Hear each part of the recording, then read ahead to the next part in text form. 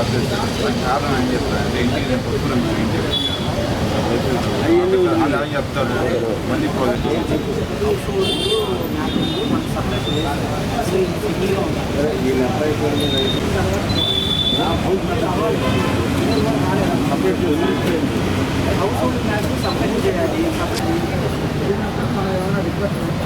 Government office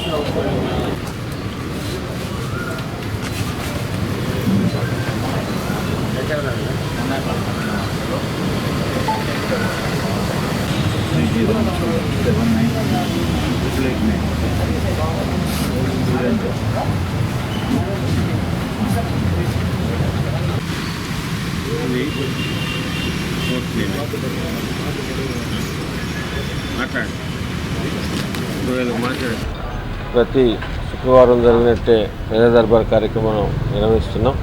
ఈరోజు నియోజకవర్గంలో నుంచి వచ్చిన ప్రజల దగ్గర నుంచి అదేవిధంగా కూటమి నాయకుల దగ్గర నుంచి వచ్చిన వినతులన్నీ కూడా స్వీకరిస్తున్నాం.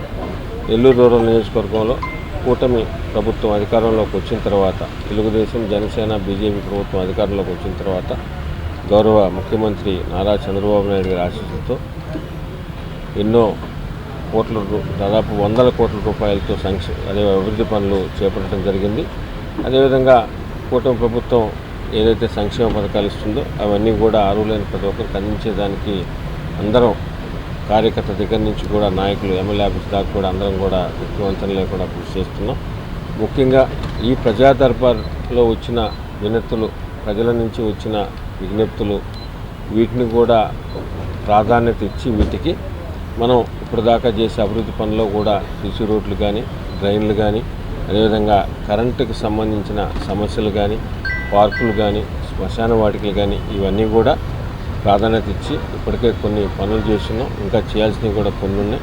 భవిష్యత్తులో కూడా అవి కూడా చేయబడతాయని మీ ద్వారా ప్రజలందరూ కూడా తెలియజేస్తూ, నెల్లూరు రూరల్ నియోజకవర్గంలో అటు ప్రజలకు, కూటమి నాయకులకు నిరంతరం అటు శాసనసభ్యులు శ్రీరెడ్డి గారు కానీ, ఎమ్మెల్యే గారి ఆఫీస్ కానీ, అదేవిధంగా ఇంకా ఎమ్మెల్యే గారి ఆఫీస్ అంతా కూడా వారికి అందుబాటులో ఉన్నప్పటికీ గౌరవ ముఖ్యమంత్రి శ్రీ నారా చంద్రబాబు నాయుడు గారు, అదేవిధంగా గౌరవ మంత్రివర్యులు తెలుగుదేశం పార్టీ జాతీయ కార్యనిర్వాహక అధ్యక్షులు శ్రీ నారా లోకేష్ గారి ఆదేశాల మేరకు ప్రత్యేకంగా ప్రజా దర్బార్ కార్యక్రమం నిర్వహిస్తున్నాం.